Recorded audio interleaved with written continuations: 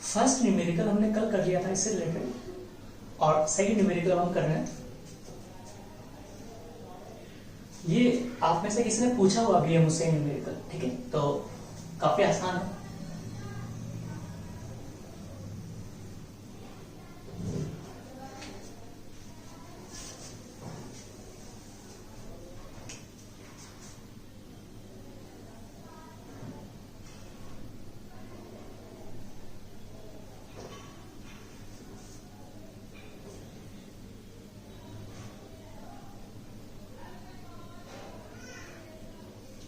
ठीक है, आप में से किसी ने पूछा भी था न्यूमेरिकल, इसी टाइप का न्यूमेरिकल था। इसमें भी दो बॉल्स क्या हो रही थी, एसएचएम कर रही होती है। हमारे पास एक सर्कुलर ट्यूब है और उसकी सारी सरफेस स्मूथ है, मान लेते हैं ये इसका सेंटर है ट्यूब का। इसके अंदर दो बॉल्स रखी हुई है,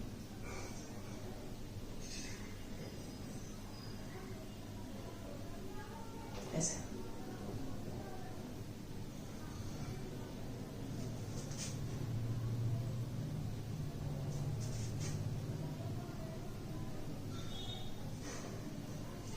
ये दोनों बॉल्स यहां से जो एंगल्स बनाती है वो π/6 है, और ये वाला एंगल भी π/6 है, और ये स्प्रिंग से कनेक्टेड है ऐसे।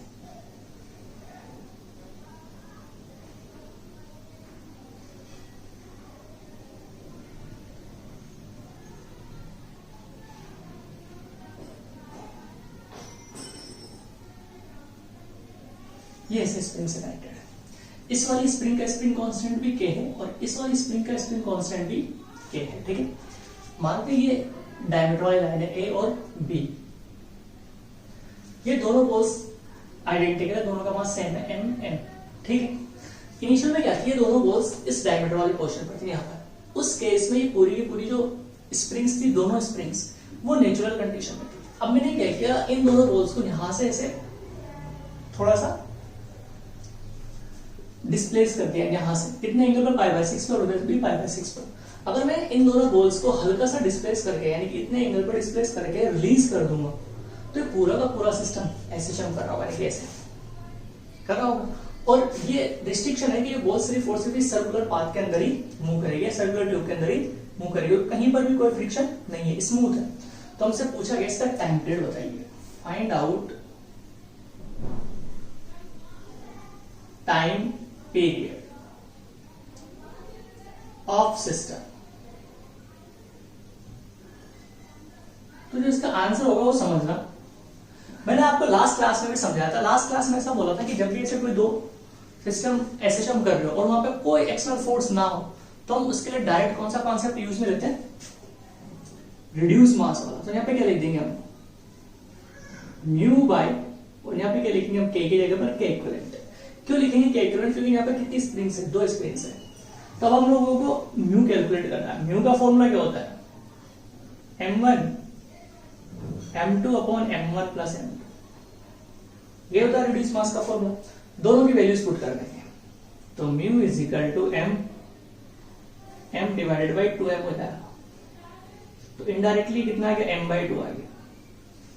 के इक्विवेलेंट की बात करते हैं, तो देखो के इक्विवेलेंट क्या होगा, देखो ये स्प्रिंग जितना कंप्रेस हो रखी है, ये वाली स्प्रिंग उतना इलोंगेट हो रखी है, यानी कि इन दोनों स्प्रिंग्स के अंदर डिस्प्लेसमेंट क्या है, सेम है। अगर दोनों स्प्रिंग्स के अंदर डिस्प्लेसमेंट सेम हो तो ये केस होता है पैरेलल कॉम्बिनेशन, यानी कि दोनों की दोनों स्प्रिंग्स एक दूसरे की क्या है, पैरेलल कॉम्बिनेशन। और पैरेलल कॉम्बिनेशन में होता है तो जो के इक्विवेलेंट होता है वो दोनों का क्या हो जाएगा, ऐड हो जाएगा, k1 प्लस k2, और दोनों का k क्या है, सेम है, तो ये कितना हो जाएगा, 2k। ये के इक्विवेलेंट आ जाएगा। तो देखो हमें के इक्विवेलेंट भी पता है, म्यू भी पता है, तो हम डायरेक्ट इसकी वैल्यू पुट कर सकते हैं, m/2, यानी कि हो जाएगा आपके पास m/4। डायरेक्ट आप ऐसे कर सकते हो जब भी इस टाइप का कोई न्यूमेरिकल्स आपके पास आता है जिसमें दो सिस्टम मूव कर रहे हैं। क्लियर, ठीक है। एक और देखते हैं। अभी तक मैंने आप लोगों को जितने भी न्यूमेरिकल्स करवाए ना, उसमें हमने फ्रिक्शन को कंसीडर नहीं किया। अब मैं आपको वो वाले न्यूमेरिकल्स बता रहा हूं जिसमें फ्रिक्शन को कंसीडर किया जाए। तो देखिए उसके लिए एक न्यूमेरिकल है, बहुत आसान है और काफी सारी जगहों पे आपको आसानी से मिल जाएगा। ठीक है, देखिए क्या है,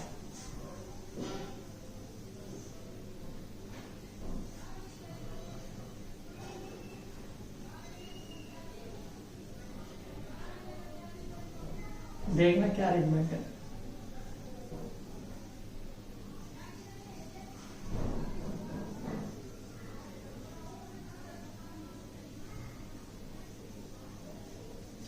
ये सरफेस स्मूथ है और इसके ऊपर एक और ब्लॉक रखा हुआ है जिसका वहां सेम है। ये कोई अरेंजमेंट है।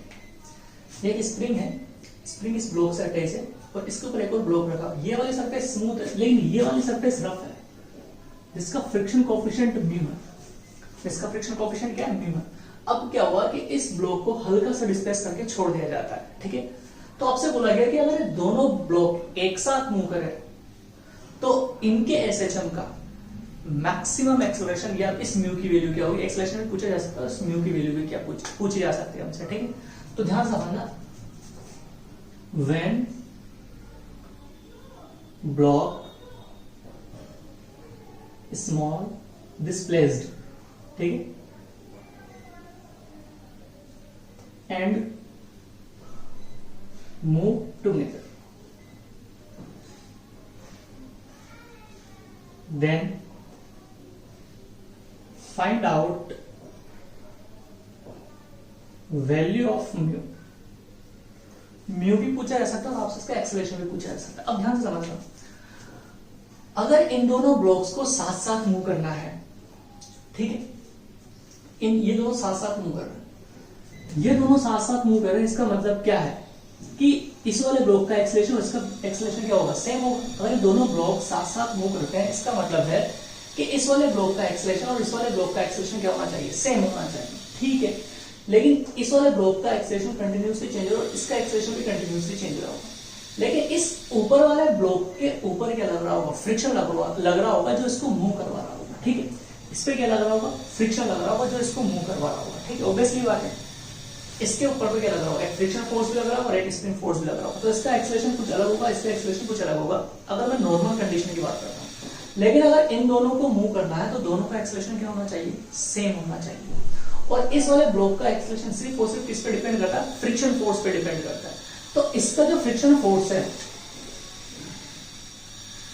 वो मैक्सिमम वैल्यू कितनी हो सकती है फ्रिक्शन फोर्स की? म्यू mg हो सकती है। तो इसके ऊपर जो मैक्सिमम एक्सेलरेशन आ सकता है वो कितना आ सकता है? A is equal to mu G आ सकता है। यानी कि ये ऊपर वाला ब्लॉक इस नीचे वाले ब्लॉक के साथ तब तक चल सकता है जब तक कि इसका एक्सेलरेशन इस A के बराबर हो या A से कम हो, तब ये साथ साथ मूव करेगा। लेकिन अगर इस नीचे वाले ब्लॉक का एक्सेलरेशन इससे ज्यादा हो गया तो फिर ये साथ साथ नहीं मूव करेगा। तो हमसे तो क्या पूछा है? साथ साथ मूव कर रहे हैं, साथ साथ मूव करते इस ब्लॉक का मैक्सिमम एक्सेलरेशन हो कितना सकता है? म्यू जी हो सकता है। तो साथ साथ होने के इस वाले ब्लॉक का एक्सेलरेशन भी कितना होना चाहिए? इतना होना चाहिए। इसका मतलब इस पूरे कंबाइंड सिस्टम का जो मैक्सिमम एक्सेलरेशन हो कितना होना चाहिए? इतना होना चाहिए। ऑब्वियसली बात है, कितना होना? इस पूरे सिस्टम का मैक्सिमम एक्सेलरेशन कितना होना चाहिए? इतना होना चाहिए। और इस पूरे सिस्टम का अगर मैक्सिमम एक्सेलरेशन इतना होना चाहिए और ये एसएचएम कर रहा है तो हमें पता है जो मैक्सिमम एक्सेलरेशन होता है वो कितना होता है? ओमेगा स्क्वायर इंटू ए होता है, ये होता है। इसमें तो कोई दिक्कत ही नहीं। और ए मैक्सिमम किसके बराबर होगा? म्यू जी के बराबर होगा। तो ये म्यू जी हो गया ओमेगा स्क्वायर इंटू ए। क्लियर? सॉरी मैंने आपको यहाँ पे एम्पलीट्यूड दिया नहीं, या फिर आप ऐसे पूछ लो find the value of mu की जगह ए लिख लीजिए, क्योंकि फिर मुझे ए देना पड़ेगा आपको, क्योंकि एम्पलीट्यूड मैंने गिवन नहीं है। हमसे यही पूछा था find out the maximum value of A. तो ए की वैल्यू क्या होगी? एम्पलीट्यूड ही कैलकुलेट करना है, ठीक। तो mu G is equal to omega square into A. तो अब ध्यान समझना, मुझे इस ओमेगा की वैल्यू कैलकुलेट करनी है। तो पूरा का पूरा सिस्टम क्या करना है? एक साथ ही मूव कर रहा है, एक साथ मूव कर रहा है, तो आपको ओमेगा लिखना तो आता है। ओमेगा इज इक्वल टू क्या होगा? अंडर रूट के बाई एम। एम कितना होगा? Small M plus capital m. तो देखो ओमेगा पता है, म्यू पता है, जी पता है, ए कैलकुलेट करना हो जाएगा। मैंने म्यू पूछा था, कई बार म्यू भी पूछा जा सकता है जब आपको ए गिवन होगा, ठीक है। तो ठीक है, वैल्यू पुट करेंगे तो वैल्यू क्या हो जाएगी हमारे पास? Mu G is equal to K upon small M capital M into A. तो एम्पलीट्यूड इज इक्वल टू कितना आ गया? Mu G small M plus upon, ये आंसर आ गया आपके पास। इसका मैक्सिमम एम्पलीट्यूड इतना हो सकता है, फाइंड द वैल्यू ऑफ ए का मतलब क्या हो, मैक्सिमम एम्पलीट्यूड पूछा जा सकता है, ऐसे लिखते हैं वैल्यू ऑफ मैक्सिमम ए, यानी कि मैक्सिमम एम्पलीट्यूड क्या होगा। क्या बात समझ में आती है? आसान था, बस आपको इतना सा दिमाग में क्लियर करना चाहिए कि जो इसका एक्सेलरेशन होगा वही इसका एक्सेलरेशन होना चाहिए साथ साथ चलने के लिए। तो इसका मैक्सिमम एक्सेलरेशन हो कितना सकता है, म्यू जी हो सकता है, तो इस वाले ब्लॉक का एक्सेलरेशन कितना होना चाहिए, म्यू जी होना चाहिए, यानी कि इस पूरे सिस्टम का जो मैक्सिमम एक्सेलरेशन हो कितना होना चाहिए, म्यू जी के बराबर होना चाहिए। और हमें पता है अगर पूरा का पूरा सिस्टम एसएचएम कर रहा है तो एसएचएम का जो एक्सेलरेशन होता है वो कितना होता है, ओमेगा स्क्वायर इनटू होता है, तो mu G is equal to omega square into A होगा म्यू जी, और ओमेगा हमें पता होता है कितना होता है, रूट के बाई एम होता है, कोई भी सिस्टम जब एसएचएम कर रहा होता है तो के अपॉन एम प्लस एम हो जाएगा। ठीक है, ओके, इसे रफ करता हूं बच्चों, एक और न्यूमेरिकल देखते हैं इसी से रिलेटेड।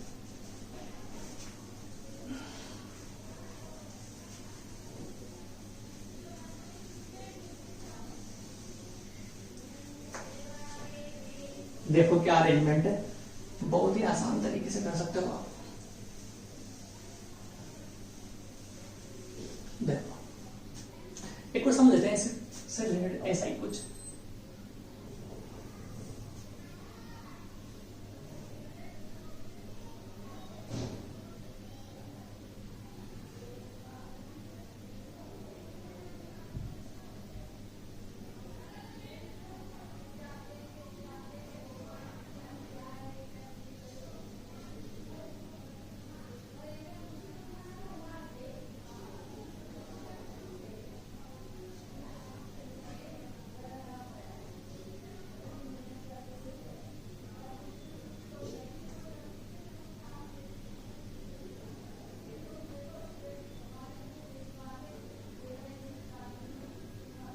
ये वाली सरफेस और रफ है, ये सरफेस स्मूथ है।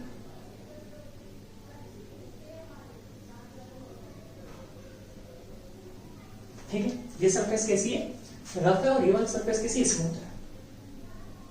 हमसे बोला गया वापस से कि ये पूरा का पूरा सिस्टम अगर एक साथ एसएचएम कर रहा है, यानी कि इन दोनों के बीच में कोई स्लिपिंग नहीं हो रही है, M1 और M2 के बीच में कोई स्लिपिंग नहीं है, ये दोनों एक साथ मूव कर रहे हैं, तो हमसे पूछा गया इसका टाइम पीरियड बताइए, find out time period of the system when block move together, जब वो साथ साथ मूव करते हैं। ठीक है, आसान, कोई दिक्कत नहीं। अब अगर आप ध्यान समझना, अगर दोनों साथ साथ मूव कर रहे हैं तो हमें तो क्या मतलब आ रहा है, एक ही सिस्टम यानी कि एक ही ब्लॉक क्या कर रहा है, आगे पीछे मूव कर रहा है। अगर ये दोनों एक साथ मूव कर रहे हैं मतलब इन दोनों को भूल जाओ, एक ही ब्लॉक है, एक ही ब्लॉक क्या कर रहा है, आगे पीछे मूव कर रहा है, एक ही ब्लॉक है, आगे पीछे मूव कर रहा है, तो उस पर कितनी स्प्रिंग्स लगी हुई, दो स्प्रिंग्स लगी हुई है, दो स्प्रिंग्स लगी हुई। तो मैंने आप लोगों को एक न्यूमेरिकल सिखाया था ऐसे वाला, अगर आपको पता हो तो। यहाँ पे एक ब्लॉक है, ये एक स्प्रिंग है और ये भी एक स्प्रिंग है, ये K1 और ये K2। तो इस वाले केस में ये स्प्रिंग्स कैसी होती है, पैरेलल में होती है। क्यों? क्योंकि जितना ये इधर कंप्रेस होगा उतना ये एलोंगेट होगा, क्योंकि दोनों का डिस्प्लेसमेंट क्या होगा, सेम होगा।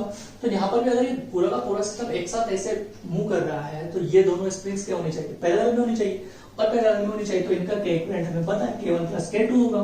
तो फाइनल आंसर हम डायरेक्टली क्या लिख देंगे, T is equal to 2 pi under root M by K होता है, तो M कितना हो जाएगा, M1 प्लस M2, और K कितना हो जाएगा, K1 plus K2। Direct answer आ गया। बस आपको थोड़ा सा लॉजिक पता होना चाहिए, आप आसानी से सॉल्व कर सकते हो। ठीक है, मैंने आप लोगों को फ्रिक्शंस वाले भी बता दी, इसके अलावा दो ब्लॉक सिस्टम वाले भी बता दी। अब मैं आप लोगों को उस टाइप के न्यूमेरिकल्स बता रहा हूं जिसमें हम लोगों ने पुली को अभी तक जितने भी न्यूमेरिकल्स किया था उसमें मास लेस माना था।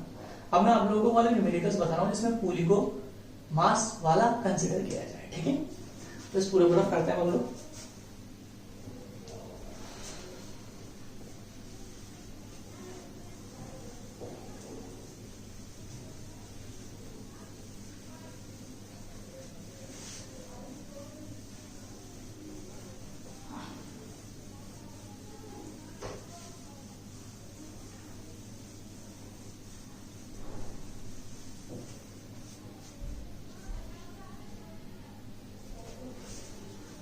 इससे भी टाइम देते हैं।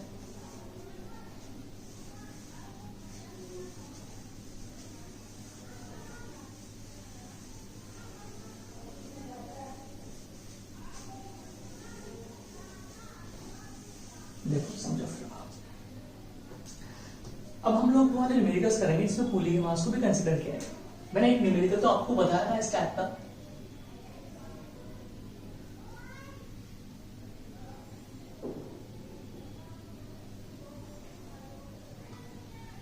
ये पुली है,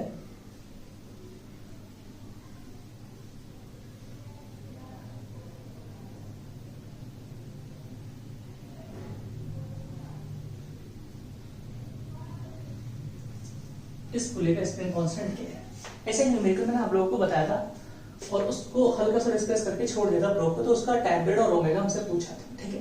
लेकिन उस केस में ये पुली क्या थी, मास लेस थी। अब हमसे क्या बोला गया कि ये जो पुली है ना, इस पुली की रेडियस r है और इसका मोमेंट ऑफ इनर्शिया I है इस पुली का, ठीक है। यानी कि पुली के मास वाली, ये पुली की रेडियस r है और ये मोमेंट ऑफ इनर्शिया I है।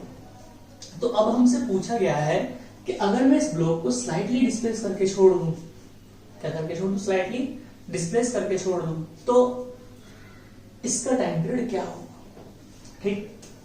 Find out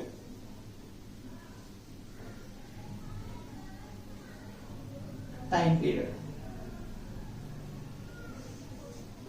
when block is released after small displaced।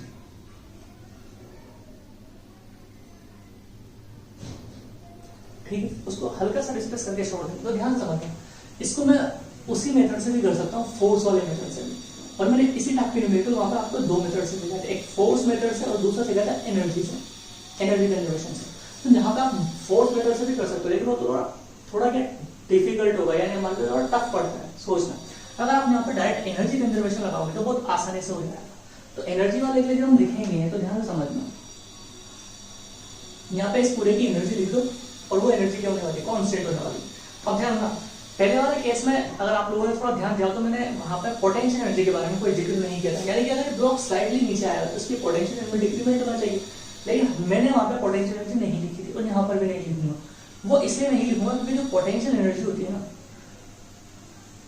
वो वाली जो टर्म आती है एनर्जी में, और जब हम उसको डिफरेंशिएट करते हैं तो कैंसिल आउट हो जाती है, यानी कि जीरो हो जाती है उसकी वैल्यू। क्यों जीरो हो जाती है मैं आपको समझाता हूँ, इसलिए उसे लिखने की जरूरत नहीं है। वरना हो सकता है आपसे कई सारे बच्चे बोले सर जब ये नीचे आता है ब्लॉक तो उसकी कुछ पोटेंशियल एनर्जी भी डिक्रीज होगी, आपने तो वो लिखी नहीं, तो उसे लिखने की कोई जरूरत नहीं है। क्योंकि जब मैंने वो इक्वेशन आपके पास लिखी थी ना, तो वो इक्वेशन मैंने इक्विलिब्रियम पोजीशन पर नहीं लिखी थी, ठीक है। अगर आप इसको ध्यान समझने की कोशिश करो, मान लेते हैं ये सिस्टम अभी इक्विलिब्रियम कंडीशन में, किसमें, इक्विलिब्रियम कंडीशन में, एट इक्विलिब्रियम। यहाँ पर मैं आपको बता देता हूँ कि भाई पोटेंशियल एनर्जी क्यों नहीं लिखते इस वाले केस में, बाकी और में लिखेंगे, इसमें नहीं लिख सकते। लिख भी दोगे तो भी कोई दिक्कत नहीं, आंसर में कोई फर्क नहीं पड़ेगा। एट इक्विलिब्रियम, अगर ये इक्विलिब्रियम में है तो इस स्प्रिंग में कुछ एलोंगेशन होगा और फोर्स बैलेंस हो रहे होंगे। यहाँ पर टेंशन होगा जो भी T1, ये mg होगा, ठीक है। अब अगर ये मास वाली तो यहाँ पर टेंशन अलग और यहाँ पर टेंशन अलग होगा। क्या बात समझ में आती है? तो इस वाले केस में अगर इस पर सारे पे फोर्स बैलेंस की बात करूँ, क्योंकि देखो ये रोटेट हो रही होगी, कुछ भी हो रही होगी, छोड़ो उसकी बात, ठीक है। तो अगर ये इक्विलिब्रियम में है तो यहाँ पे जो फोर्स होगा और यहाँ पे जो फोर्स होगा सेम होना चाहिए, एक ही स्ट्रिंग है। लेकिन अगर ये मास वाली होती तो फिर हमें पता है जब ये रोटेट हो रही होगी तो इधर का टेंशन अलग होना चाहिए, उधर का टेंशन अलग होना चाहिए। लेकिन अगर ये इक्विलिब्रियम में है, पूरी की पूरा अरेंजमेंट किसमें, इक्विलिब्रियम में, तो ये वाला टेंशन और ये वाला टेंशन में क्या मान सकता हूँ, सेम मान सकता हूँ, उसमें कोई प्रॉब्लम नहीं है।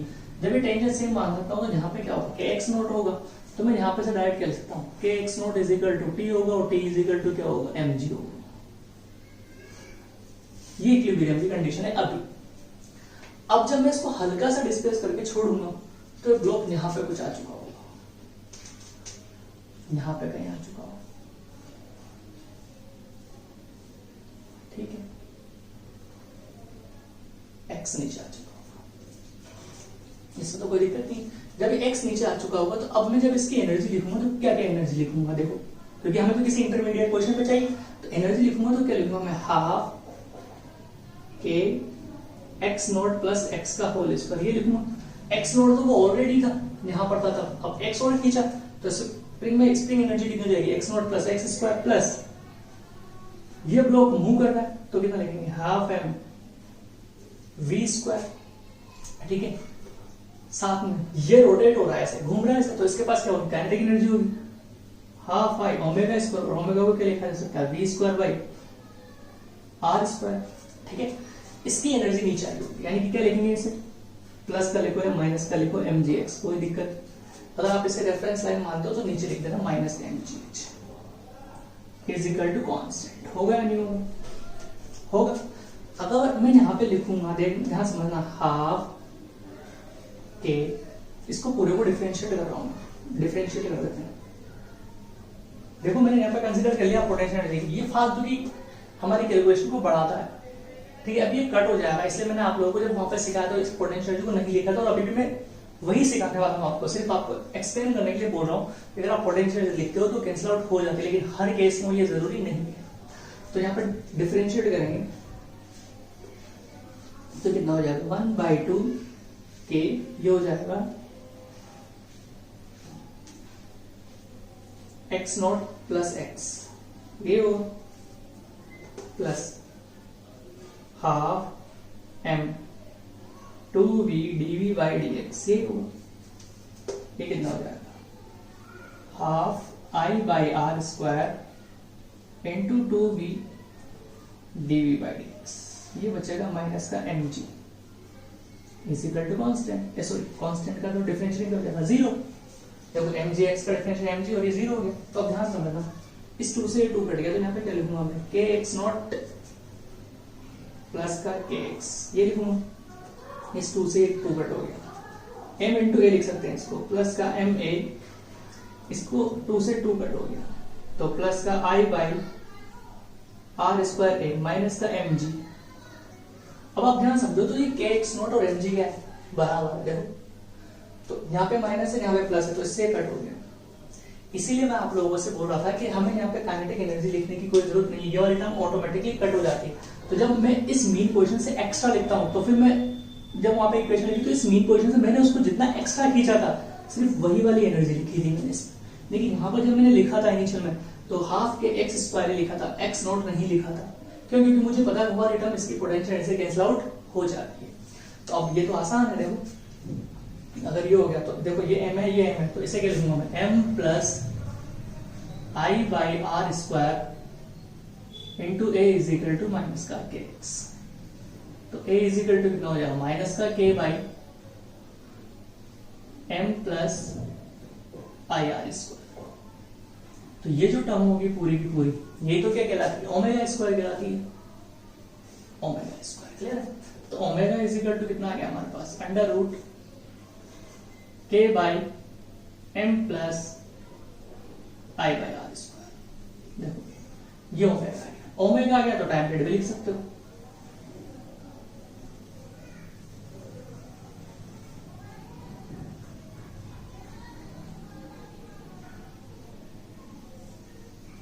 क्या समझ पाते हो बात को? ठीक है, तो टाइम पीरियड भी लिख दो। ये मैंने इसलिए लिखा है बेटा पूरा का पूरा, ताकि आप लोगों को समझ आ सके कि जो पोटेंशियल एनर्जी टर्म है, इसे आप ना भी लिखो तो भी चल जाता है, ठीक है।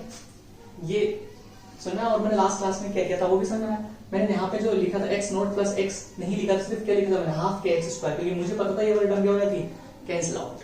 तो ध्यान रखना, जब भी आप ये एनर्जी वाला मेथड लगाते हो तो क्या याद रखना कि आप इस मीन पोजिशन से अगर स्मॉल डिस्प्लेस करके छोड़ते हो और वही वाली एनर्जी लिखते हो, तो फिर आपको पोटेंशियल एनर्जी लिखने की जरूरत नहीं है। लेकिन अगर आप इस पूरे सिस्टम को लिखते हो, यानी कि इसमें जो पहले से कुछ इलोंगेशन था उसको भी कंसीडर करते हो, तो फिर आपको यहाँ पर उसकी पोटेंशियल एनर्जी लिखने की जरूरत होगी। ये दोनों डिफरेंस आई होप आप लोगों को समझ में आ चुके होंगे, ठीक है। तो इस पूरे को रफ करता हूँ, इसके आगे बढ़ते हैं और भी देखते हैं हम न्यूमेरिकल, ठीक है। तो इसमें मैंने इसको भी कंसीडर किया, जब ये कंसीडर करोगे ये घूम रही होगी तो इसमें एक एक्स्ट्रा एनर्जी इंक्लूड हो जाती है, जैसे half I v square by are square, ठीक है। एक और देखते हैं इसमें,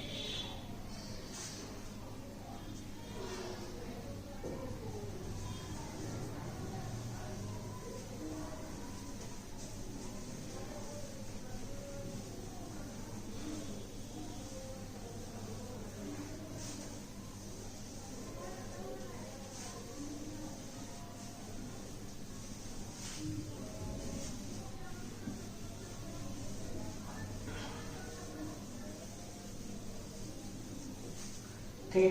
तो इस वाले को अगर आप एक और तरीके से लिखना चाहो तो वो डायरेक्ट लिख सकते थे। आप कैसे लिख सकते थे, देखो स्प्रिंग एनर्जी क्या लिखते हैं आप लोग, हाफ के एक्स स्क्वायर लिखते हैं, प्लस का पोटेंशियल एनर्जी लिखते हैं आप half M V square, plus का रोटेशनल काइनेटिक एनर्जी लिखते हैं हाफ आई ओमेगा स्क्वायर, और ओमेगा स्क्वायर को लिखते हैं V by are square is equal to constant.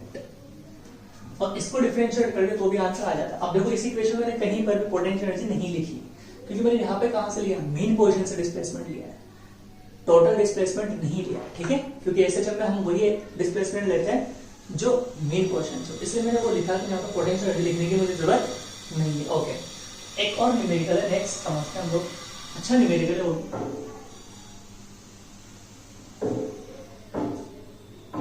देखो कुछ अरेंजमेंट ऐसा है,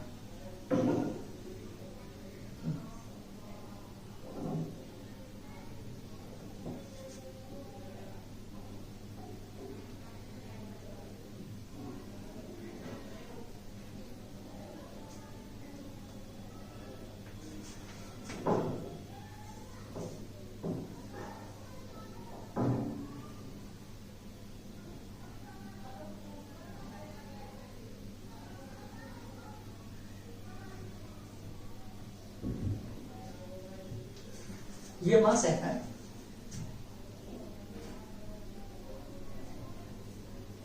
ये सरफेस स्मूथ है, सॉरी रफ है, और आपसे बोल दिया गया है कि ये इसका मास भी m है, रेडियस r है, और ये सॉलिड स्फीयर है।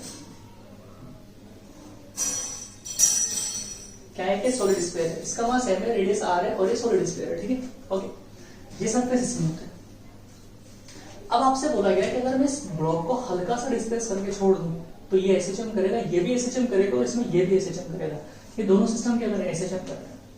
ये पुली मास लेस है, ठीक है। इस ब्लॉक को छोड़ूंगा, देखो ये भी मूव कर रहा है, ये भी मूव करेगा, क्योंकि आप सोचो अगर ये सरफेस रफ है तो ये ऊपर नीचे एसएचएम करेगा, तो ये इसकी जगह पर ऐसे आगे पीछे ऐसे होगा, दोनों करेंगे, क्योंकि इसका मास मैंने लिया हुआ है, ठीक है। तो हमसे यही पूछा गया कि जब मैं इसको हल्का सा डिस्प्लेस करके छोड़ दूंगा तो इसका एसएचएम क्या होगा। इसको भी आप दो तरीके से कर सकते हो, एक फोर्स मेथड से भी कर सकते हो और एक एनर्जी वाले से भी कर सकते हो। मैं आपको एनर्जी वाले से सिखा रहा हूँ, ठीक है। फोर्स वाले से आप लोग ट्राई कीजिएगा, हो जाएगा। ध्यान, जब भी इसमें कॉम्प्लिकेटेड डायग्राम आ जाए ना तो उसमें कोशिश करना कि आप लोग फोर्स वाले मेथड से बचो, डायरेक्ट कौन सा मेथड अप्लाई कर सको, एनर्जी वाला, क्योंकि एनर्जी लिखना हम सभी को आता है। आप एनर्जी लिखो और उसको डिफरेंशिएट करना भी आपको आसानी से आता है, ठीक है। हर किसी बच्चे को डिफरेंशिएशन भी आता है और एनर्जी की इक्वेशन लिखना भी आता है, तो आसानी से सोल्व कर पाएगा। तो अगर मैं यहाँ पे समझने की कोशिश करूं, मान लेते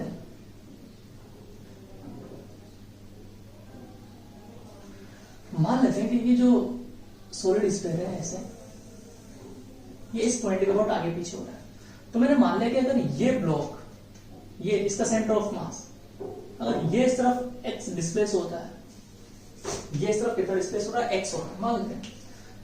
तो आपको पता है अगर ये पुली है, इस पुली का एक एंड मूवेबल हो, एक एंड फिक्स हो, और ये पुली भी मूवेबल हो, तो आपको पता है कि अगर पुली चलती है x से तो ये एंड चलता है 2x से, तो इस वाले पॉइंट का जो डिस्प्लेसमेंट होगा इस तरफ वो कितना होगा, 2x। तो इस स्ट्रिंग का पूरे का इस तरफ कितना डिस्प्लेसमेंट हो जाएगा, 2x, यानी कि ब्लॉक कितना डिस्प्लेस हो जाएगा, 2x हो जाएगा। समझ में आती? अगर ये जो सॉलिड स्फीयर को इस तरफ x मूव करवाता हूं तो ये स्ट्रिंग कितनी होगी, इस तरफ 2x मूव होगी, तो ये भी इस तरफ कितना मूव होगा, 2x मूव होगा। क्लियर है? इसी इंस्टेंट में मानते हैं इसकी वेलोसिटी कितनी हो जाएगी, 2v होगी, तो इसकी वेलोसिटी इस तरफ कितनी होगी, v होगी। देखो अब जो मैंने ये x लिया है वो उसकी मेन पोजीशन से लिया है बच्चों। यहाँ पर इसकी वेलोसिटी मुझे पता है, इसका भी मुझे पता है, और ये ऐसे ऐसे रोटेट हो रहा होगा तो इसका मुझे क्या बोलते हैं, एंगुलर वेलोसिटी भी मैं कैलकुलेट कर सकता हूँ। ओमेगा इज इक्वल टू हो जाएगा v बाय r हो जाएगा, और v मुझे पता है, r इसकी रेडियस भी मुझे पता है। तो हम क्या लिखेंगे, फ्रॉम एनर्जी कंजर्वेशन। वैसे एनर्जी कंजर्वेशन तो नहीं, बट आप बोल सकते हो कि टोटल एनर्जी इज कांस्टेंट। तो यहाँ पे जो एनर्जी लिखूंगा मैं, इसकी एनर्जी, इसकी लिख लेते हैं। चलो पहले इसकी एनर्जी क्या लिखेंगे हम लोग, हाफ एम वी की जगह पर 2v का स्क्वायर, क्या बात समझ में आती है, ठीक है। प्लस इसकी लिखते हैं हाफ आई ओमेगा, ओमेगा की जगह पर क्या लिखूंगा मैं, v बाई आर का होल स्क्वायर, प्लस देखो इसका डिस्प्लेसमेंट है तो x ही वहां होगा, तो यहाँ पे क्या लिखेंगे, हाफ के एक्स स्क्वायर क्या इक्वेशन आती है, इज इक्वल टू कांस्टेंट। आसान है, कोई दिक्कत नहीं है भाई। यहाँ पे इसकी वेलोसिटी 2v थी तो 2v लिख दिया, इसकी वेलोसिटी v थी तो v बाई r लिख दिया, ये kx था तो kx लिख दिया, ठीक है। फिर इस पूरे को क्या करते हैं हम, डिफरेंशिएट कर देंगे विद रिस्पेक्ट टू x।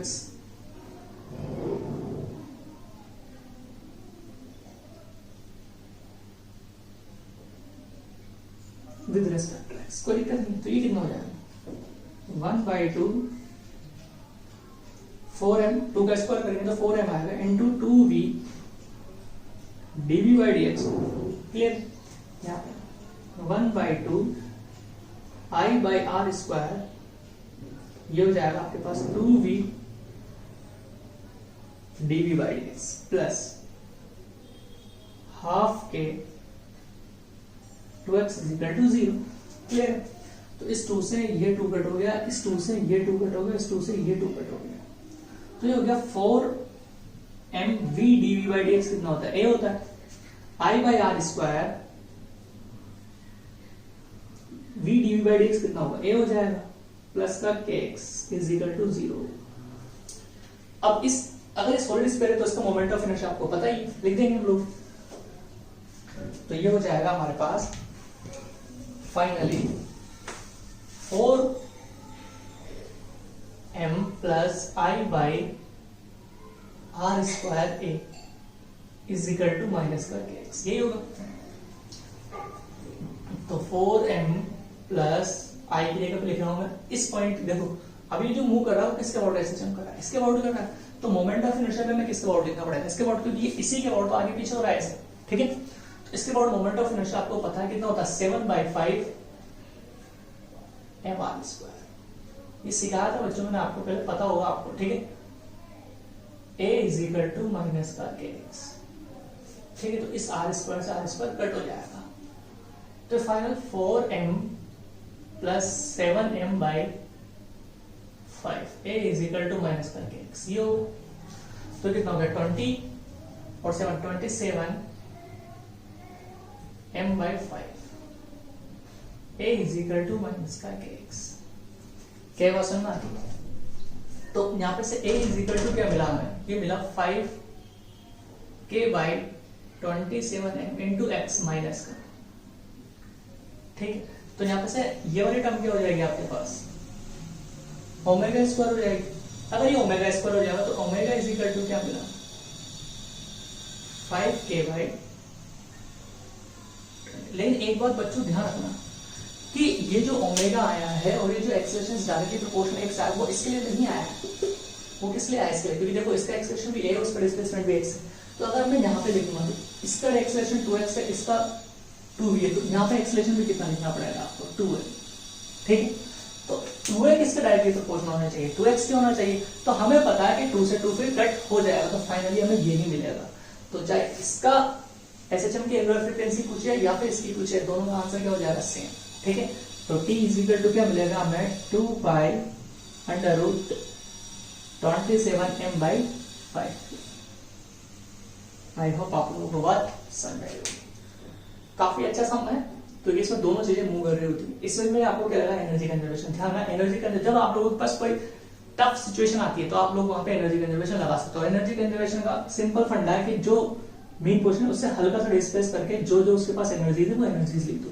तो देखो इसको हल्का सा डिस्प्लेस करके छोड़ेंगे तो एसएचएम में क्या होता है, इसके पास काइनेटिक एनर्जी भी होगी और इसके पास सिर्फ और सिर्फ इस वाले केस में तो काइनेटिक एनर्जी होगी, तो मैं सिर्फ और सिर्फ काइनेटिक एनर्जी लिखी। इस वाले सिस्टम पे चलेंगे तो ये ऐसे घूम भी रहा है तो इसके पास क्या होगी रोटेशनल एनर्जी होगी, और ये स्प्रिंग है तो स्प्रिंग के पास क्या होगी स्प्रिंग पोटेंशियल एनर्जी होगी, ये स्प्रिंग की एनर्जी होगी। ये तीनों चीजें मैंने लिख दी, इसको डिफरेंशिएट कर दिया और सिंपलीफाई कर लिया तो आंसर आ जाएगा, ठीक है।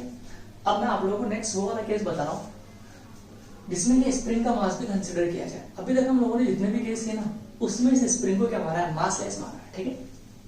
तो सिर्फ करते हैं हम लोग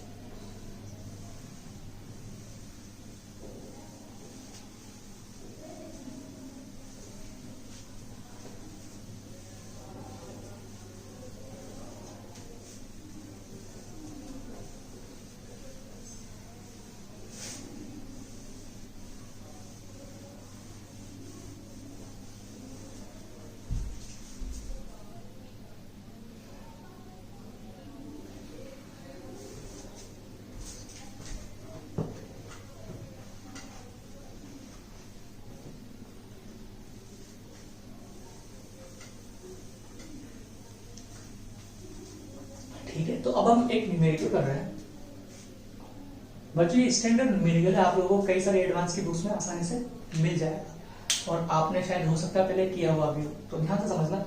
इसमें एक न्यूमेरिकल करवा रहा हूँ, लेकिन उसमें आपको 2 रिजल्ट याद रखना है, ठीक है। दोनों रिजल्ट आप लोग डायरेक्ट अप्लाई कर सकते हो कहीं पर भी। हमसे ऐसा बोला हुआ है कि एक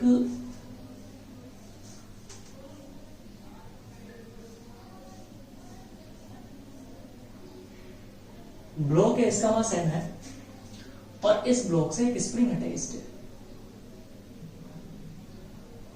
और ये सरफेस स्मूथ है, ठीक है। अभी तक हमने जितने भी न्यूमेरिकल्स किए थे उसमें हमने इस स्प्रिंग को मासलेस माना था, लेकिन अब मैं ये मान के चल रहा हूं कि इस स्प्रिंग का कुछ मास है, ms मतलब मास ऑफ स्प्रिंग, और इस स्प्रिंग का स्प्रिंग कांस्टेंट k है, k बस में आती। और ये स्प्रिंग अभी इसकी नेचुरल लेंथ में है, किसमें? नेचुरल लेंथ में, और इसकी नेचुरल लेंथ l है, मान लेते हैं नेचुरल लेंथ कितनी l है, कोई दिक्कत नहीं, आप मान लो, से कोई फर्क नहीं पड़ता। नेचुरल लेंथ जो भी आपको देखी वैसे भी कट हो जाती है, नेचुरल लेंथ l में है, ठीक है। अभी नेचुरल लेंथ में यहाँ पे, और आपसे ऐसा बोला हुआ है कि इसके ऊपर जो ms मास है ना, वो इस पूरी स्प्रिंग पर लीनियरली डिस्ट्रीब्यूट है। Assume mass distribution on spring is linearly, यानी कि उसके ऊपर जो मास का डिस्ट्रीब्यूशन है वो लीनियरली है, एकदम लीनियर है। यानी कि आप समझते हो लैम्डा नॉट भी गिवन होगा आपको, कई बार लीनियर मास डेंसिटी गिवन है लैम्डा, ठीक है। तो अब हमसे पूछा गया कि अगर मैं इस ब्लॉक को हल्का सा डिस्प्लेस करके छोड़ दूंगा तो ये आगे पीछे होगा, आगे पीछे होगा तो उसका एंगुलर फ्रीक्वेंसी क्या होगा और उसका टाइम पीरियड क्या होगा। तो हमसे पूछा जा सकता है फाइंड आउट फर्स्ट वो एंगुलर फ्रीक्वेंसी, सेकंड पूछा जा सकता है टाइम पीरियड। क्या बात समझ में आती है? दोनों चीजें पूछी जा सकती है। तो इस वाले को जब भी आप करो तो फोर्थ मेथड से आप करोगे तो वापस से काफी टफ हो जाएगा। इसको भी करने का सबसे सिंपल तरीका एनर्जी वाला मेथड, कि आप एनर्जी कांस्टेंट कर दो पूरे सिस्टम की। तो अब अगर आप यहाँ पे ध्यान से समझोगे ना इसके सॉल्यूशन में, तो मान लेते हैं इस ब्लॉक को अगर मैं हल्का सा डिस्प्लेस करता हूं, मान लेते हैं इसको हल्का सा डिस्प्लेस कर दिया है,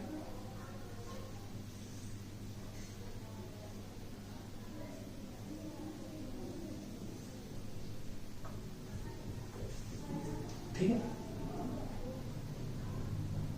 ऐसे हल्का सा डिस्प्लेस कर दिया, कोई दिक्कत नहीं है यहाँ पर। अब अगर मैंने इसे हल्का सा डिस्प्लेस कर दिया तो इस पूरी स्प्रिंग के पास 2 टाइप की एनर्जी होगी। अब पहले तो सिर्फ हम स्प्रिंग की क्या लिखा करते थे, स्प्रिंग पोटेंशियल एनर्जी लिखा करते थे, लेकिन अब इसके हर एक मास के पास क्या है, सॉरी हर एक पॉइंट के पास क्या है, स्प्रिंग के हर एक पॉइंट के पास क्या है, मास में।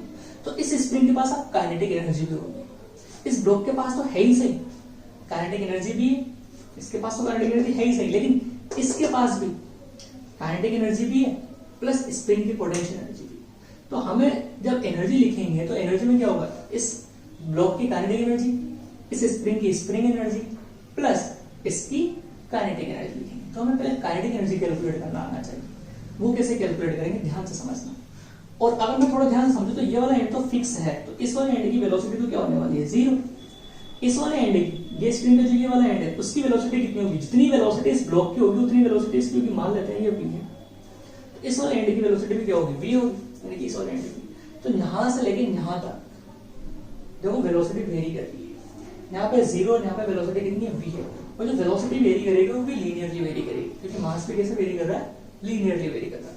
तो अब मैं इसके किसी भी हर एक, देखो हर जगह पे वेलोसिटी क्या अलग अलग है, तो मैं एक छोटा सा एलिमेंट ले रहा हूं यहाँ पे,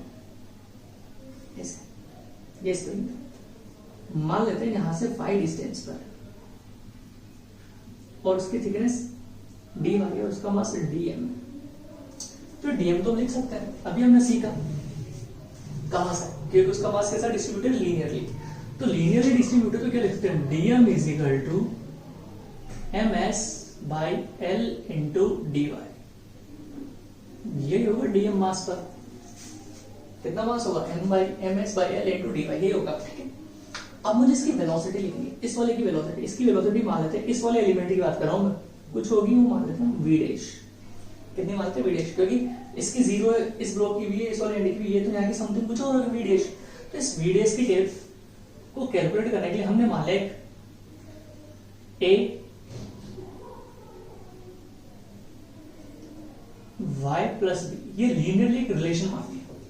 ये वेलोसिटी क्या हो रही है, यहां से लेके यहां तक चेंज हो रही है, तो इसकी हर एक पॉइंट की वेलोसिटी क्या चेंज हो रही है, किस तरीके से चेंज हो रही है, और वो लीनियरली चेंज हो रही है। तो मुझे ये कैलकुलेट करना होगा। तो अगर मैं इस पे कंडीशन से अप्लाई करूं, कंडीशन से अप्लाई करने का ना, फर्स्ट देखो, जब ये y इज इक्वल टू 0 है, तो इस वाले एंड की वेलोसिटी क्या है? 0 है।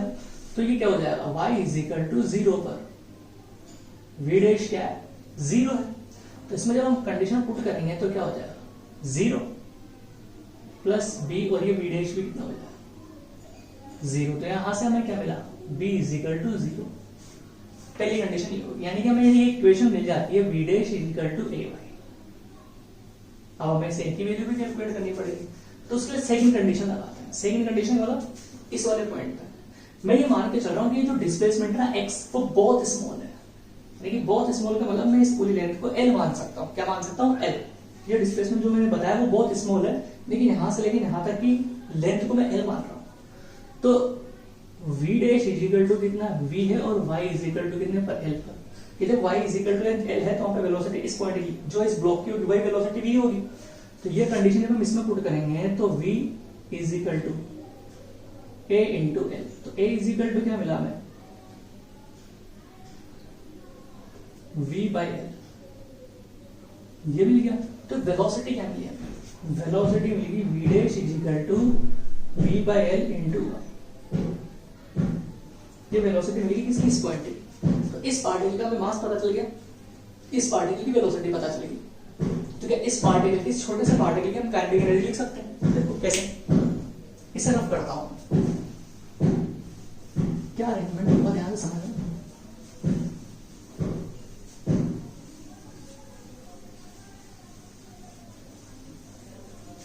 Kinetic energy of small element, kinetic energy of small element,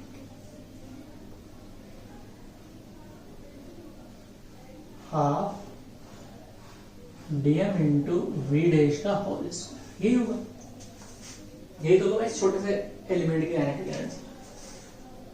तो D K E is equal to half, इस डीएम की वैल्यू पुट करता हूं, M S by L into D Y, और v की वैल्यू पुट करता हूं V square L square into Y square, V square L square into Y square. तो finally हमारे पास जो काइनेटिक एनर्जी आएगी स्मॉल एलिमेंट की, वो हो जाएगी half M S V square L cube Y square into D Y. अब हमें इस पूरी स्प्रिंग की टोटल एनर्जी चाहिए, तो इंटीग्रेट कर देंगे टोटल एनर्जी। ठीक है, तो टोटल एनर्जी इंटीग्रेट करेंगे तो हमें आसानी से मिल जाएगा। देखो ये तो कांस्टेंट है,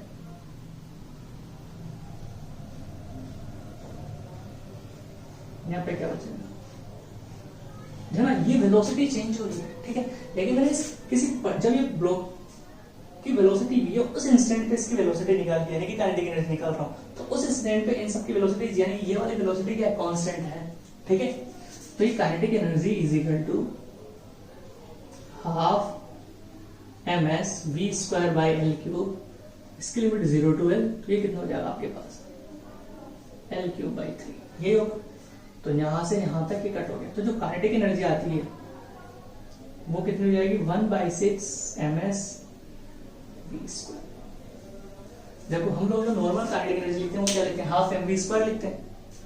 क्या लिखते हैं? Half M V square. लेकिन देखो जब स्प्रिंग के पास मास होता है तो उसकी जो काइनेटिक एनर्जी आती है होती है 1/6 एम वी स्क्वायर। इस चीज को याद रखना बच्चों, कितनी होती है? Half M V square. तो देखो अब हमें इस स्प्रिंग की एनर्जी पता चली, तो अब हमें इसको हल्का सा डिस्प्लेस करके छोड़ा था हमने x, ये x क्या है? बहुत स्मॉल है। तो अब अगर इसको हल्का सा डिस्प्लेस करके हमने छोड़ा था मेन पोर्शन से, तो अब हम क्या लिखेंगे, फ्रॉम एनर्जी से, फ्रॉम एनर्जी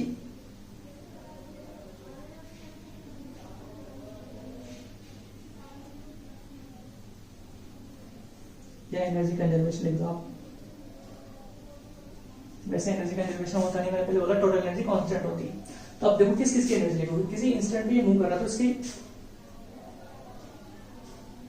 देखो ये v चेंज करा, लेकिन इस इंस्टेंट पे ये v चेंज नहीं कर रहा था। प्लस क्या लिखोगे, इस स्प्रिंग की स्प्रिंग एनर्जी लिखोगे हाफ के एक्स स्क्वायर, कितना डिस्प्लेस किया मैंने इसको, x किया, ठीक है। प्लस इस स्प्रिंग की काइनेटिक एनर्जी लिखोगे, वो कितना लिखोगे, हाफ ms या 1/6 v square is equal to constant. Clear है, ये कांस्टेंट था।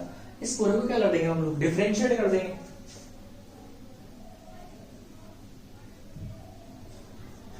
Differentiate with respect to x। तो जब इसको डिफरेंशिएट करेंगे तो 1/2 m तो फिक्स है, लेकिन आएगा 2v dv/dx। इसका क्या होगा 1/2 k 2x। इसको लिखेंगे तो ये कितना हो जाएगा 1/6 ms 2v dv is equal to 0। Constant क्या हो जाएगा 0। तो देखो इस 2 से ये 2 कट हो गया, इस 2 से ये 2 कट हो गया, इससे 3 टाइम्स कट हो गया। इसे हटा रहा हूं बच्चों का, ठीक है।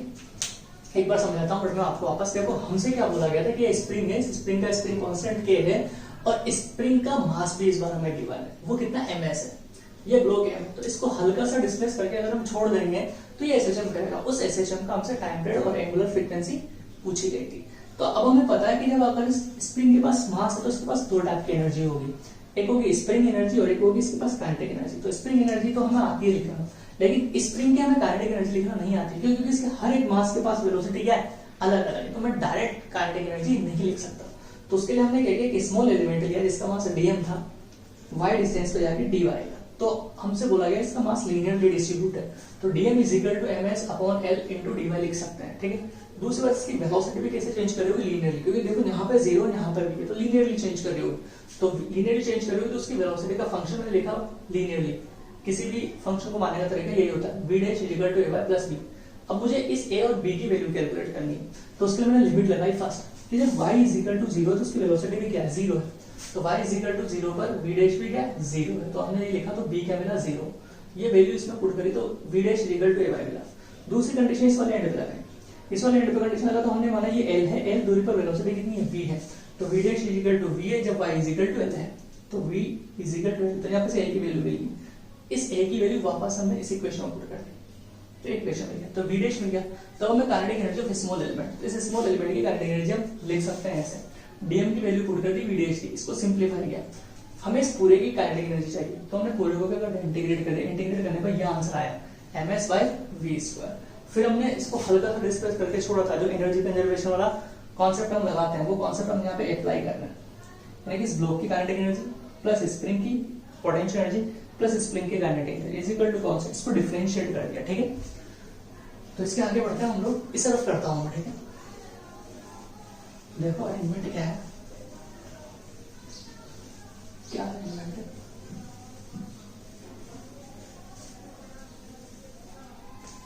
देखो तो ये हो जाएगा ma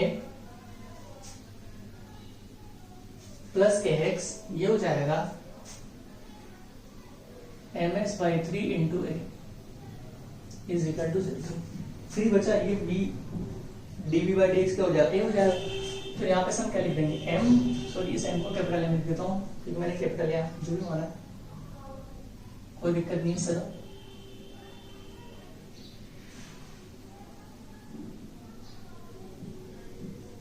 ये हो गया। तो यहाँ पर से जो एक्सप्रेशन आएगा वो कितना हो जाएगा,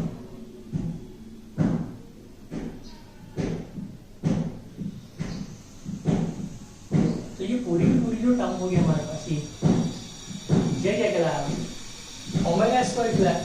अगर ये ओमेगा स्क्वायर कहलाएगा तो ओमेगा इज इक्वल टू कितना हो जाएगा, under root k by m plus ms/3।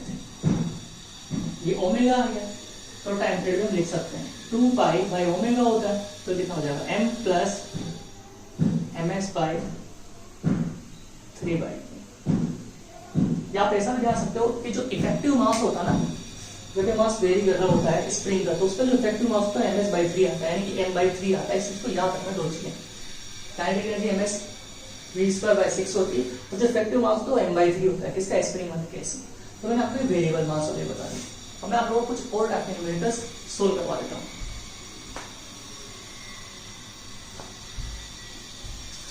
देखो बच्चों, मैं इसे रफ कर रहा हूँ।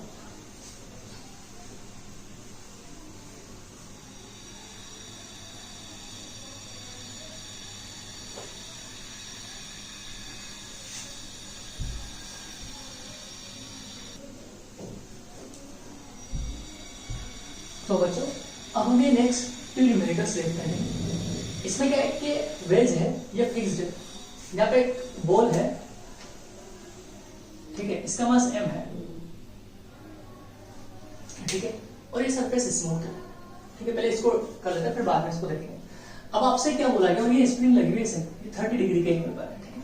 आपसे ऐसा बोला गया है कि इस बॉल को अगर मैं slightly along the incline plane small displace करके छोड़ देता हूं x along the incline plane, इस इंक्लाइन प्लेन की इस तरफ अगर मैं इसको x डिस्प्लेस करके स्मॉल x डिस्प्लेस करके छोड़ देता हूं, ठीक है, ऐसे, तो ये बॉल क्या है, ऐसे जंप कर रही होती है, कैसे, इस इंक्लाइन प्लेन के ऐसे। अगर वो ऐसे जंप करी तो आपसे पूछा गया उसका टाइम पीरियड क्या होगा, find out time period, find out time period of ball when it small displaced along the surface of inclined plane। क्या ये वस्तु में आती, आसान। तो देखो अब यहाँ पे समझना है इसको कैसे सोल्व करना है, बहुत आसान है।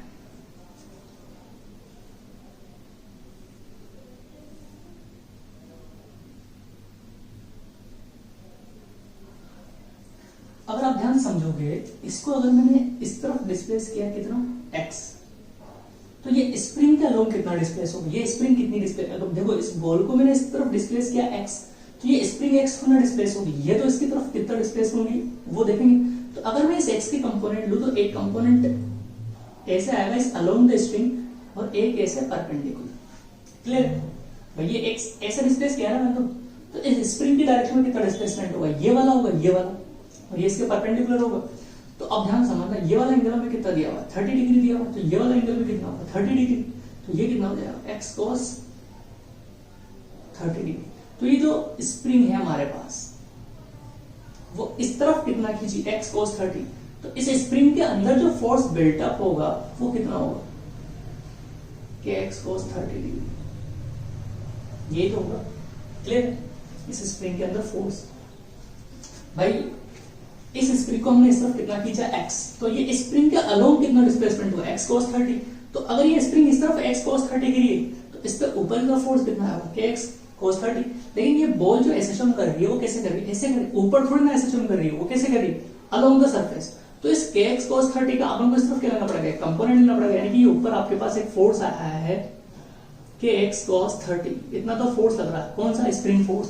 लेकिन हमें कौन सा वाला फोर्स लेना है, जो इस प्लेन के अलोंग है, यानी कि ऐसे वाला लेना है। तो ये वाला एंगल कितना वापस से 30 डिग्री, तो इस तरफ जो कंपोनेंट आया वो कितना हो जाएगा kx cos 30 डिग्री, ये तो फोर्स हो गया इनटू cos 30 डिग्री। तो ये जो फोर्स होगा इस बॉल को ऐसे ऐसे जो करवा रहा हूं, ये वाला फोर्स देखो मैंने क्या किया, इसमें समझना, इस तरफ डिस्प्लेस किया मैंने x, ठीक है, तो इस स्प्रिंग में कितना एलोंगेशन होगा x cos 30। अगर इस स्प्रिंग में x cos 30 हो तो इसमें ऊपर फोर्स कितना लगा kx cos 30। अब हमें जो फोर्स लेना है ये वाला थोड़ा लेना है, ये तो ऐसे जब इसके अलोंग कर रही है ना इस इंक्लाइन प्लेन के, तो फोर्स भी लेना पड़ेगा, हमें इस प्लेन के अलोंग लेना पड़ेगा। तो इस फोर्स का इस तरफ अलोंग द प्लेन कंपोनेंट क्या है kx cos 30, तो फोर्स है, इसका इस तरफ कंपोनेंट है cos 30 आएगा। तो ये जो फोर्स होगा F नेट वो कितना हो जाएगा kx cos स्क्वायर 30, यही होगा। इसको क्या लिखा जा सकता है ma के एक्स, और cos 30 को क्या लिखा जाए, √3/2 होता है, तो कितना हो जाएगा 3/4। यहाँ पे से a इज इक्वल टू कितना हो जाएगा 3k/4m इंटू एक्स। तो ये वाले टर्म क्या हो गया ओमेगा स्क्वायर, तो इस वाले केस में ओमेगा कितना आ जाएगा √3k/4, तो टाइम पीरियड कितना हो जाएगा,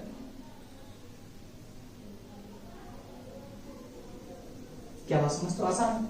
इसका अर्थ है ये सरफेस स्मूथ है पूरा का पूरा, ये एक आइडियल स्प्रिंग है, ये भी एक आइडियल स्प्रिंग है, इसका भी स्प्रिंग कांस्टेंट k मान लेते हैं, ठीक है।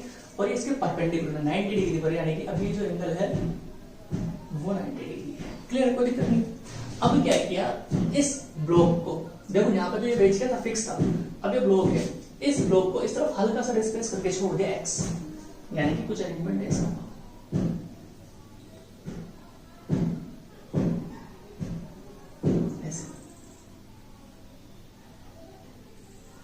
यानी कि अगर मैं यहां पे से बात करूं तो ये अरेंजमेंट पहले यहां था, अब यहां आ चुका है,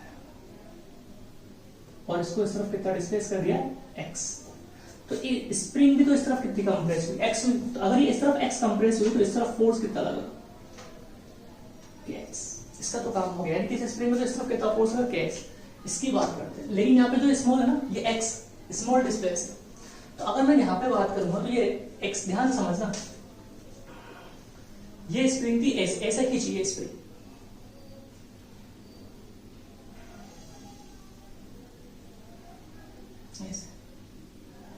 क्लियर, ये स्प्रिंग। अब अगर आप ध्यान से समझो, इस थोड़ा और बड़ा करता हूं मैं ताकि आपको समझ में आए, ऐसे लाइन, ठीक है। अगर आप ध्यान से समझोगे तो आपने इसको ऐसे x खींचा है, कितना खींचा x, अगर मैं यहाँ पे डॉट बनाऊं तो हमें तो कौन सा वाला डिस्प्लेसमेंट चाहिए, ऐसा हॉरिजॉन्टल वाला चाहिए, तो ध्यान समझना,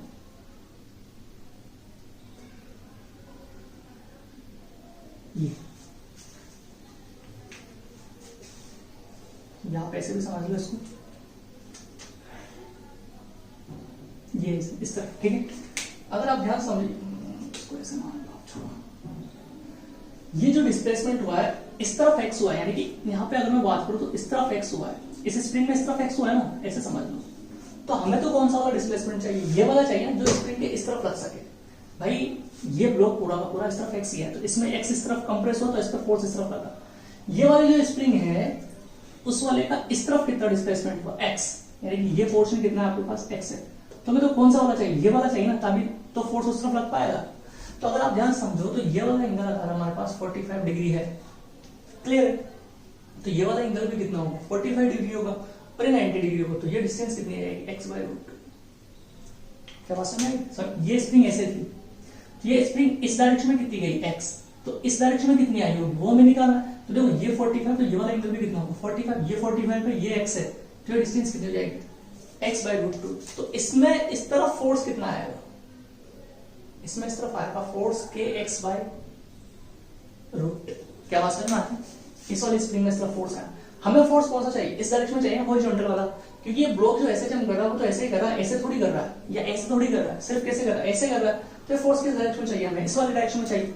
तो इस फोर्स का अगर मैं इस तरफ कंपोनेंट लूंगा तो ये 45 है, तो ये वाला एंगल भी कितना हो जाएगा 45 हो जाएगा, क्लियर। तो ये 45 हो जाएगा, तो ये कितना हो जाएगा kx/√2, तो है ही सही, इसका कंपोनेंट इस तरफ कितना है k cos 45 होगा नहीं। तो अब देखो इस तरफ कितने फोर्स होगी, इस वर्टिकल वाले की तो हमें कोई जरूरत है ही, वो तो नॉर्मल से बैलेंस हो रहा हो। तो इस तरफ फोर्स कितना हो गया, एक हो गया kx इस तरफ, और एक कितना हो गया kx/√2 इंटू cos 5। तो F net is equal to क्या हो गया kx/2 लिख देता हूं डायरेक्ट, क्योंकि हमें पता 1/√2 आएगा, 1/√2 कितना हो जाएगा 2 हो जाएगा। तो इसे क्या लिखा जा सकता है, ma is equal to 3kx/2। तो a इज इक्वल टू कितना हो जाएगा 3k/2m इंटू x। तो टर्म कितना आएगा आपके पास ओमेगा स्क्वायर। तो ओमेगा इज इक्वल टू कितना आ गया, फॉर टाइम पीरियड पूछे तो कितना हो जाएगा 2m/3k। तो इस तरीके से बच्चों ये मैंने आप लोगों को एसएचएम के मैक्सिमम सभी न्यूमेरिकल या कॉन्सेप्ट टच करवाने की कोशिश की है, हो भी चुके हैं। अब इसमें एक टॉपिक बचता है आपका डैम्प्ड ऑक्सीलेशन। अगर मैं एडवांस के अकॉर्डिंग बात करूं तो एडवांस में डैम्प्ड ऑक्सीलेशन वाला टॉपिक नहीं है, लेकिन जेई मेंस में वहां से कई सारे क्वेश्चंस पूछे जा सकते हैं, ठीक है। तो मैं नेक्स्ट लेक्चर में उसका बेसिक एक थोड़ा बहुत जो इक्वेशंस वगैरह होती है मैं आपको एक्सप्लेन कर दूंगा। अदरवाइज ये आपका एसएचएमएल चैप्टर फिनिश